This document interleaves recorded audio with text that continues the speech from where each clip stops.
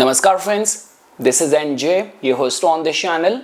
So guys, continuing our discussion on the science of palmistry, in this video we will try to look at that when it comes down to doing a reading for someone, especially from the objective and perspective of seeing the signs of a happy marriage in the hand of that person, which all are the checkpoint which you have to give attention to. Like the way guys, it happens with astrology as well. Whenever you come across any query, you know that for this specific area where exactly I need to give attention to. If the concern is of the marriage, you have to see the state of the 7th house, 7th lord, Venus, moon, Jupiter. You have to see the D9 chart. Same is the way when it comes down to the science of palmistry, which all are the checkpoints which you have to follow. So guys, the very first thing which I have generally seen in my research is that you have to see the state of the lifeline. Now lifeline becomes very important because this line give information regarding the health of a person, and it also tells about that how broad-minded this person is going to be.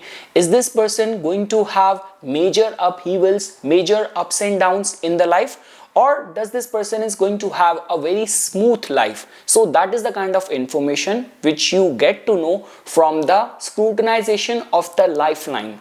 After that guys, comes the most important line, which is the headline. Now generally we say this thing, and what I have seen in my research is that the more curved lines are, the more flexible, adaptable and family oriented, like domesticated a person becomes. So nothing could be better than that if you will find that the headline is slightly curving and going towards the mount of the moon. That is generally considered as a good combination, that this person is going to be very relatable, very empathizer when it comes down to in the matters of relationship.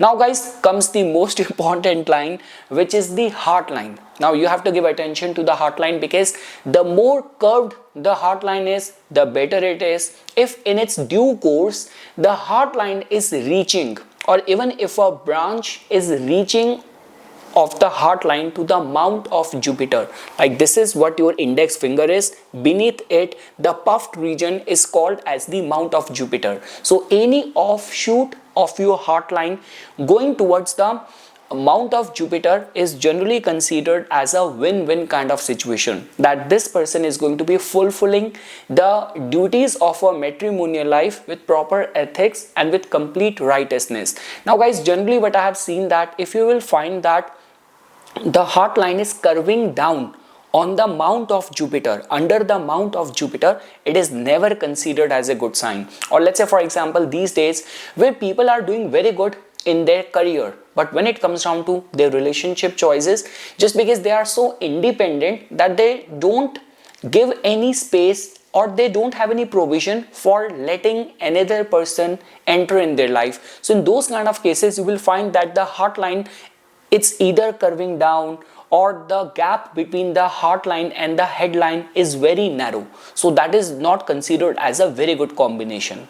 Now guys, after the heart line, now comes the most important question. You want to be with a person who is going to have like a stable source of living, a career or livelihood. So that information we get from the fate line or the Saturn line. So let's say for example, if you will find that the Saturn line is unafflicted in the hand, and nothing could be better than that. If you will find that the fate line is originating from the mount of moon, now that can be interpreted as this way, that this could be a sign of getting into a love marriage, like marrying a partner of your choice. This also tells about that you might be very popular in your line of work. That also tells about that after marriage your fortune will awaken. It also tells about that it's like your career might also shine when you will relocate from your birthplace. But generally guys, even in terms of the marriage, relationship,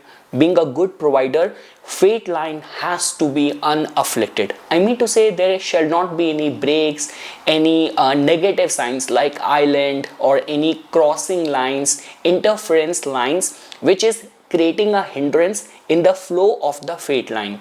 Along with that, guys, now I will summarize it.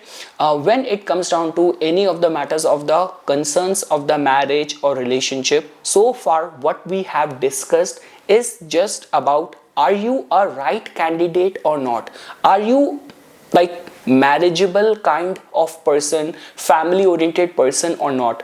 Now specifically when you have to see about how much this person is going to be proving himself as a good husband or a good wife, so now you have to give attention to the mount of Jupiter. Like just beneath your index finger, the puffed region over there is called as the mount of Jupiter. Now if you will find like symbol like a cross on the mount of Jupiter, that is considered as very good. If you will find a star symbol over there, that is also considered as good. Along with that, guys, you have to also give attention to the side of the palm, like beneath your little finger. This is called as the mount of Mercury. Now any presence of the side line, like a horizontal line over there, which in the older books of palmistry was called as the union line or marriage line. So it hardly matters how many of the marriage lines or the union lines you have over there. What matters is that it shall not be curving down. If that line is present on the mount of Mercury and it is curving up, so that is generally considered as a good sign. Like after marriage or through the support of the partner, or the matrimonial life is going to have a very uplifting impact in your life. And guys, beyond any doubt, just because we talked about so many different areas, you also have to give attention to the mount of Venus. Just beneath your thumb, this puffed region is the region which is allotted to the planet Venus in the science of palmistry. So much better if you will find this region to be like the mount of Venus is protruded, it's little bit puffed or kind of swollen. Even the color also matters a lot. If it is like little bit pinkish in color, like if you will even press, you can see little bit of the springy qualities on this mount of Venus. And again, guys, how much of the region or territory or the terrain is allotted to the Venus, that is dependent on how big of a curve lifeline is making on the palm. So if you will find that the lifeline is making a larger curve, so that means it is allotting more region to this mount of Venus. And again, guys, some people have this confusion that, see, as long as the crisscrossing lines, which we in the science of palmistry call as the grill, as long as it is inside the lifeline on the mount of Venus, it is considered as good. It somehow stimulates the positive Venusian qualities. It only starts becoming a matter of concern if it is interfering the lifeline, like these lines are cutting and crossing the lifeline and getting spread on the whole palm, then they are called as the Rahu lines, and these are the lines of the concern, of the problem. But individually, even if you have a grill on the mount of Venus which is not spreading out in the palm, it is reserved inside, it is restricted, its region is restricted inside the lifeline only, then it is generally considered as a good sign for like witnessing the positive and strong kind of qualities of the planet Venus. Like this person is going to be very loving, this person also will have appreciation for the nice and the beautiful things in the life. So yes, guys, these were the few things which I wanted to say, that when it comes down to any of the concern of the marriage or matrimonial matchmaking, so over there these all are the checkpoints on which you have to do your assessment, that is this person a marriageable kind material or not. So guys, this is something which I wanted to say as a part of my inputs for the science of palmistry. For further updates and notification on the divine science of Vedic astrology, please subscribe to my YouTube channel and follow me on my Instagram account. Dhanyawad.